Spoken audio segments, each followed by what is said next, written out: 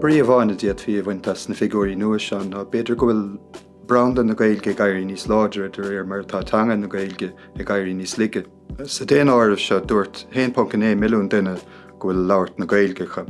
Is den géadúir sa déanamh áirithe se tá eolas nógan faoin líomhachta cheapan na daoine sin na háchas sa teanga agus dúirt beidir defán géad nó 105 míle duine go raibh Gaeilge na bhacha.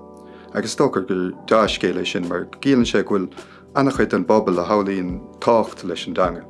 Ach gnám céanna tá an teanga dul níos sa Gaeltacht agus tá tobar na teanga dul níos.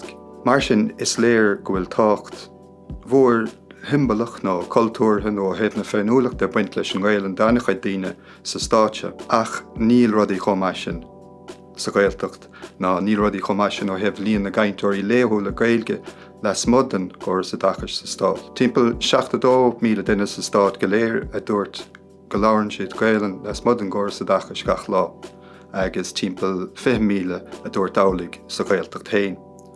Tá sé anathe léir os na figiúirí nuaise agus os na figiúirí tá gon dul siar go dtí 2011 go bhfuil géarchéim teanga gon sa Gaeltacht agus dólam gur lá na bha a bhach sa lá tá neamh dá bhéachmhíor na figiúirí seo agus tá bhéadach polatóirí agus stáiteir a bhíise agus ceannairí eile an méid sin aithint agus arámach go nabhailmh go bhfuil géarchéim ann agus gníomhú dá réir.